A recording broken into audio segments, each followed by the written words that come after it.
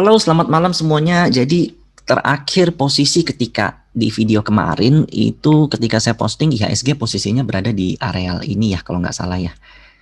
Atau di sini saya lupa. Jadi intinya pada saat itu saya akan menemukan mendeteksi bahwa akan ada inflow gede di Indonesia. Kalau kita lihat foreign flow itu menarik banget karena ada indikasi bahwa uang-uang yang selama ini keluar, uang foreign yang sudah sekitar kalau nggak salah kisaran 40 sampai 50 triliun yang keluar dari awal tahun 2020, ada indikasi bakal balik. Dan ini foreign flow-nya di sini nggak ada ya atau di sini. Hmm, Oke, di sini nggak ada. Tapi kalau teman-teman punya foreign flow, itu valuasinya kebanyakan naik ya. Nggak begitu kelihatan di sini. Jadi saat ini posisi IHSG dia dekat dengan resisten di era corona di sini di Maret. Jadi posisi kita di sini ada satu gaps. Nah dekat dengan resisten di sini. Nah potensi yang saya temukan bahwa kita bakal terkoreksi ketika sudah menyentuh di sini itu resistennya di kisaran 5613 ya. Jadi posisi kita 5549. Saat saya post itu udah naik sekitar 3 atau 4 atau 5% gitu IHSG-nya. Jadi di sini dia bakal koreksi ke daerah ini. Jika kita perhatikan, di sini bisa kita katakan adalah pola cup and handle ya atau ascending triangle juga bisa di sini. Nah, kita lihat dari weekly. So, ini menarik. Nah, IHSG dekat dengan resisten dan ini baru break. Jadi, kalau kita lihat view weekly, maka di tahun depan kita itu berpotensi bull. Seperti yang saya katakan sebelumnya, bullnya di mana? Sudah pasti banks dulu. Nah, 7.000 possible menurut saya iya. Minimal dia sentuh all time high-nya dulu di sini. Nah, ingat ini candle yang dibuat ketika Jokowi menang. Perhatikan, ketika Jokowi menang, itu candlenya naik tinggi banget di bulan April, kemudian close jelek. Semenjak itu, selama masa pemerintahan Jokowi, enggak pernah IHSG menyentuh level 6.500. Yang artinya apa? Kita tahu Jokowi itu punya keberpihakan terhadap UMKM dengan kenaikan pajak, kenaikan cukai, tax amnesty, kebijakan-kebijakan seperti itu membuat pesimisme pasar.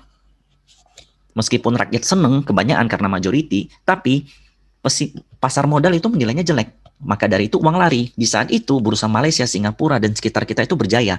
Nah inilah yang terjadi di Amerika saat ini. Biden terpilih, kebijakannya mirip-mirip dengan Pak Jokowi ya, seperti BPJS, Obamacare, lalu kenaikan pajak segala macam. Jadi uang dari Amerika bakal lari ke samping-sampingnya, salah satunya emerging market. Yang I hope so saat ini Indonesia sudah mengalami perbaikan. Perbaikan dari sisi investor. Jadi menurut indeks, saya lupa nama indeksnya apa ya. Indonesia menempati urutan yang terbelakang dari keunggulan investasi. Saat ini dengan Omnibus Law, maka Indonesia berencana memanggil balik investor-investor di luar. Udah banyak banget yang daftar pengen masuk ya. Salah satunya contohnya yang terkenal Tesla, Hyundai. Kemudian bisa perusahaan-perusahaan lain yang sedang menunggu regulasi Omnibus Law diselesaikan. So jika Omnibus Law efektif, maka IHSG menarik tahun depan. Saat ini teman-teman kita sudah melakukan start buy di sini. Kalau fund manager di luar apakah bisa? Nggak bisa. Mereka harus ikut regulasi. Mereka harus nunggu rating ditingkatkan. Mereka harus tunggu dari underweight ke neutral, dari neutral ke overweight. So kita lebih unggul dari mereka. Buat teman-teman yang sudah beli di sini, saya ucapkan selamat. Next yang mau saya bahas adalah ini prediksi saya di salah satu saham konstruksi. Saat itu saya memprediksi saham ADI. Kenaikannya terus terang membuat saya amazing ya. Ini saham ADI pertama kali saya menemukan dia keluar dari pola bullish yaitu inverted hand and shoulder. Saya mengatakan menurut analisa saya dia bakal ketahan di angka 700. Dia bakal ke 700, tertahan kemudian koreksi dulu untuk melanjutkan kenaikan. Nah, ini adalah view short term ya dari bulan Agustus sampai November. Nah, alhasil ADI tertahan di 700 selama 3 hari. Setelah saya post, besoknya tertahan di 700. Kemudian dengan melihat candle yang seperti ini kan candle super bull ini, hammer meskipun merah. Tapi dia hammer. Dan dengan volume lumayan. Jadi saya mengatakan bahwa ADI analisa ke 650 berpotensi gagal. Dia bakal melanjutkan kenaikannya. Dan next day, ADI melanjutkan kenaikannya dengan volume lebih besar. So, apa yang terjadi dengan ADI saat ini? Apakah ini jelas-jelas sudah overbought bagi kami yang sudah beli duluan? Tapi kalau kita lihat dari jangka panjang, yang view-nya lebih gede lagi, ini ada satu pattern yang baru divalidasi. Apa itu? Itu adalah ascending triangle. Jadi just like this. Dengan target kenaikan 1000 sudah hampir habis ya so far. Jadi sebenarnya sedikit beresiko kalau masuk sekarang karena dia juga baru lepas dari tren lainnya. Tuh, makanya dia kenceng hari ini. Dan next time dia bakal nyentuh 1000, kemudian dia bakal koreksi, areal koreksi. Kalau kita tarik dari buy Fibonacci, maka potensi koreksinya ada di kisaran, kalau kita tarik dari sini, ya berarti di candle open hari ini. Harapan saya sih dia koreksi dulu, karena saya suka ketika ada saham koreksi, artinya dia sehat, dia ngusir penumpang gelap dulu. Jadi ini pertanda reversal, ADI. Ya, surprisingly ketika saya menemukan potensinya di sini, dia berhasil naik ke sini, kemudian masih melanjutkan kenaikan karena dia break trend line. Ada pola apa yang bakal dia break lagi, saya nggak tahu. Tapi yang pasti kita nggak perlu menerka-nerka ya. Kita tinggal lihat apa yang akan terjadi. Karena kalau kita lihat target pantulannya, ADI itu bisa sampai 1400, 1700. Tapi pola saat ini belum ya. Saya jadi nggak muluk-muluk dulu. Kita coba lihat apa yang akan ada. Next adalah PTPP. Saya juga merekomendasikan PTPP itu ketika di sini posisinya. Itu ada di grup Telegram kami yang nasabah under Sukor Sekuritas. Saat ini dia jelek banget candlenya, maka dia akan ada potensi koreksi. Maka menurut saya konstruksi jika closing seperti ini dia bakal koreksi. Ini nutup gaps yang hari ini, bisa jadi nutup gaps hari ini. Kemudian dia baru melanjutkan kenaikan. Maka dari itu saran saya wait and see belum yang punya. Kemudian bisa bow areal-areal kalau PTP di areal segini. Wika. Wika juga candle jelek banget. Kalau dia potensi sampai koreksi sampai 1340, kita bisa buy on weakness. Wika sudah. Selanjutnya Waskita. Jadi Waskita ini dia punya program dari Sovereign Wealth Fund. Jadi itu seperti Temaseknya di Singapura, holding BUMN. Jadi ini juga pergerakannya nggak sehat kalau menurut saya. Terlalu tinggi. Target kenaikannya di 1250. Karena begini. Kalau kita tarik jangka panjang, dia bakal nyentuh satu trend line besar yang dibentuk dari tahun 2018. Sebentar lagi kena. Di sini dia break trend line 1, di sini dia break trend line 2. Kisaran di sini. So, Wika kalau koreksi sampai di sini sih saya nggak yakin, tapi probabilitasnya itu sampai di sini. Jadi potensi Wika kalau closing begini dia bakal koreksi untuk selanjutnya melanjutkan kenaikan hingga 1250. Karena ini kan ada satu pola yang divalidasi di sini. Ini untuk Wika.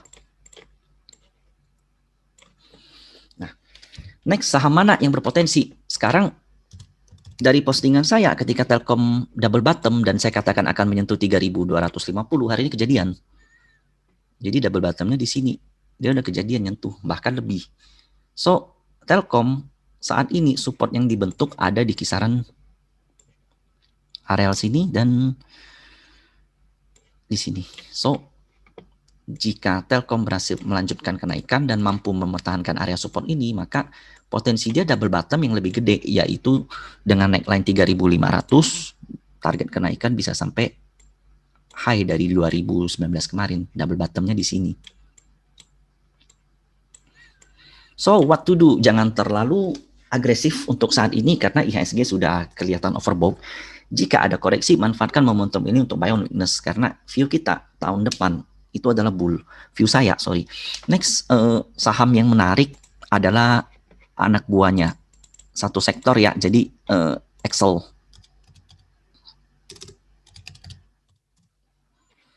Excel juga double bottom, sama dengan Telkom. Saat ini koreksinya minor dengan volume kecil. So, jika dia akan melanjutkan kenaikan ke 2500. Jika dia mampu tembus dari ini, maka potensinya bisa sampai ke 3000.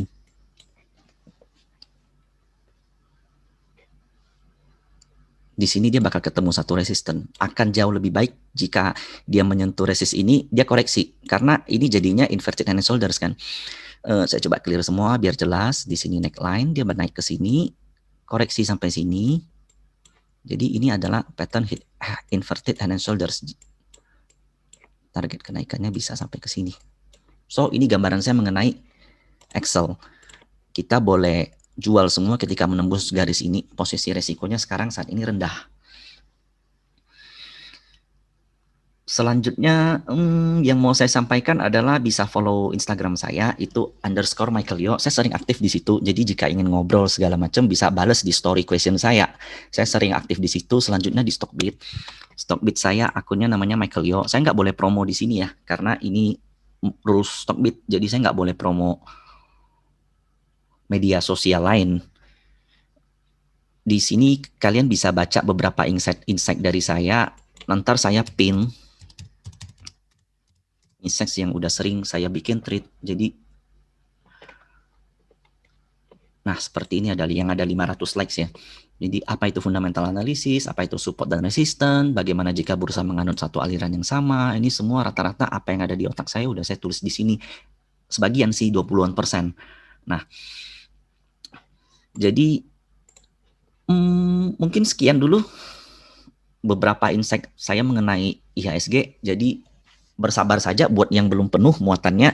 Jika ada momen koreksi yang mungkin menurut saya sebentar lagi akan kecapaian, manfaatkan momentum untuk bow. Bow-nya di mana? Di banks bisa, di konstruksi yang agak overbought sih, atau selanjutnya di properti. Di properti saya nggak bahas hari ini ya, karena ntar videonya kepanjangan. Itu bisa follow IG saya, bisa perhatiin di sana, bisa nanya-nanya di sana juga. Jadi properti masih bullish. Apalagi dengan Omnibus Law dia juga diuntungkan dan ada isu bahwa BI rate bakal diturunkan. Kalau BI rate diturunkan, maka otomatis bunga KPR, pinjaman segala macam akan turun kan. So, akan meningkat pinjaman dan NIM dari bank. Penjualan bakal naik. So, banks bakal lebih bull dan properti juga bakal bull. Nah, selanjutnya tinggal kita pinter-pinter cari titik teknikal untuk entry. Kalau menurut saya idealnya itu di sini. Kalau SMRA, yang lain saya nggak bahas deh, terlalu panjang. Oh ya, ini ada satu saham yang menurut saya menarik. Ini saham yang pure gorengan, namanya Garuda.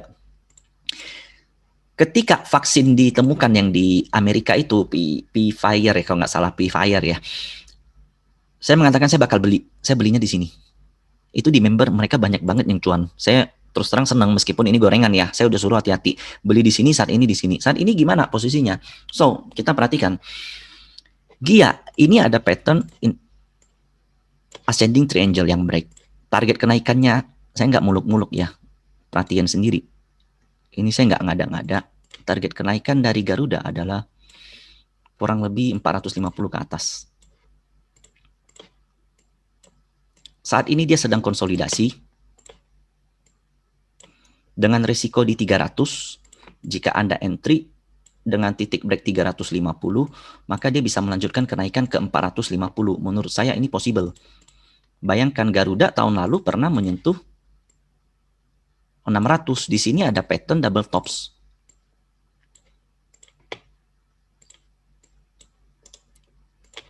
Double topsnya di sini. Di era corona dia jelas terkena impact paling besar. Tapi jika vaksin udah ditemukan, maka target penurunan dari GIA itu sebenarnya ada di 100. Dan lowest dari GIA itu ada 140-an. Dia sebenarnya masih ngutang 50 poin, tapi it's okay. Dia sudah, kita anggap sudah 80% lah capai target. Jadi selanjutnya dia bakal ketemu resist di kisaran 390, yaitu di neckline double tops. Jika dia mampu tembus, dia akan ke areal 450. Ini Garuda. Ini pure gorengan ya. Jadi kalau mau masuk, hati-hati. Perhatikan money management dan level stop loss. Di sini saya mau bahas pergerakan saham WSBP. Jadi WSBP itu Waskita Beton. Itu anak usaha dari Waskita. Jadi kalau Waskita itu adalah infrastruktur yang bangun-bangun jalan tol, bangun-bangun gedung, segala macam. Waskita Beton itu adalah penyuplainya. Jadi penyuplai daripada perusahaan itu dikatakan basic industri biasanya. Contohnya kayak penyuplai dari kertas seperti pulp, tekin, INKP itu juga basic industri. SMGR, SMCB itu juga basic industri. Pokoknya perusahaan yang menyediakan bahan baku untuk diproduksi lagi kepada perusahaan yang utama itu dinamakan basic industri. Seperti cepin itu juga basic industri. Nah, jika dilihat seperti ini, pergerakan WSBP itu biasa aja ya. Di sini dia break dari signaling uptrend sehingga dia memulai masa downtrend, jatuh ke bawah. Nah, tapi perhatikan koreksinya diselingi dengan volume yang tipis-tipis. Sehingga di sini ada satu pattern namanya head and shoulders. Kalau diperhatikan, kalau jeli ya, kalau terbiasa melihatnya, ini adalah bahu kiri, ini kepala, dan ini bahu kanan. Jadi ini head and shoulders. Target penurunan dari WSBP itu ada di. Nah, saya itu pengen spek buy sebenarnya di sini. Lowest dari Maret ya. Cuman WSBP ini mendapat sentimen daripada kenaikan waskita. Kita tahu ada sejenis temaseknya di Singapura, itu namanya sovereign wealth fund. Jadi sovereign wealth fund itu dia misinya itu sebenarnya pengen memasukin dana asing untuk memperbaiki holding BUMN yang ada di Indonesia. Salah satunya waskita yang kita tahu debt-nya tinggi. Jadi ketika tolnya dijual ke SWF, maka waskita akan mendapatkan likuiditas yang bagus banget. Nah, pergerakan trading kami seperti ini. Ketika terbentuk pattern head and shoulders di sini, WSBP mulai melandai di sini. Jadi dia downtrend kemudian mulai melandai. Di sini ada hammer, di sini ada hammer, sehingga ketika dia naik sampai ke sini dan sampai di sini, saya mengatakan buy. Kenapa buy? Saya rekom buy pertama itu di 160 areal di sini. Kemudian jatuh dan saya rekomendasi beli lagi di 150 sampai 130-an karena di sini support yang di bulan September. Surprisingly, pembelian kami di sini dan di sini. Ada yang cut dulu di sini, kemudian beli lagi di sini. Ada yang averaging down. Jadi intinya average kami itu nggak jauh dari sini. Ini pembelian kami di sini. Nah, kemudian perhatikan juga, kalau saya hapus ini dan ini ada satu pattern yang namanya falling wedge. Falling wedge itu pattern yang baik. Kenapa? Karena dia koreksi. Tapi jika break itu bull. Nah, perhatikan ketika break, volumenya gede. Nah, selanjutnya ada pattern lain yang divalidasi. Apa itu? Di sini ada yang namanya inverted head and shoulders. Nah, kurang lebih seperti ini.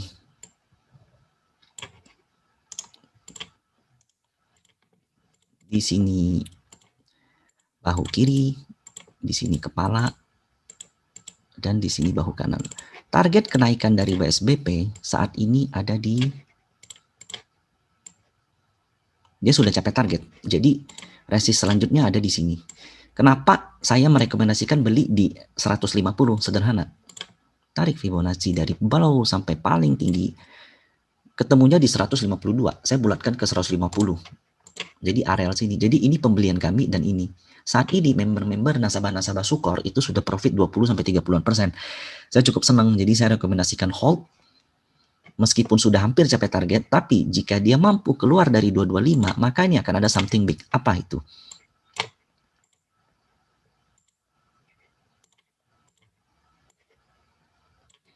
Ini ada namanya ascending triangle yang bakal tervalidasi. Kalau seandainya bisa ke sini, apakah dia bisa turun ke sini lagi? Saya nggak tahu, tapi bisa aja. Tapi intinya, jika dia mampu break dari resisten ini, maka target kenaikan dari WSBP itu dia bisa balik lagi ke harga tahun 2019. Bisa sampai ke atas 300. Jadi potensinya dari WSBP masih gede. Cuman yang perlu saya warning adalah hati-hati karena ini bukan termasuk saham yang liquid ya. Nah, seperti ini. Oke, sekian dulu video kali ini. Sekali lagi, bisa follow saya di underscore, harus ada underscore Michael Yo, atau di Stockbit Michael Yo doang. Di sana saya lebih aktif, saya bisa ngobrol-ngobrol sama kalian tentang technical analysis, tentang fundamental analysis, tentang bagaimana cara fund melakukan pembelanjaan, tentang bagaimana sistem bursa, seperti itu. Terima kasih untuk sudah menonton. dan supportnya.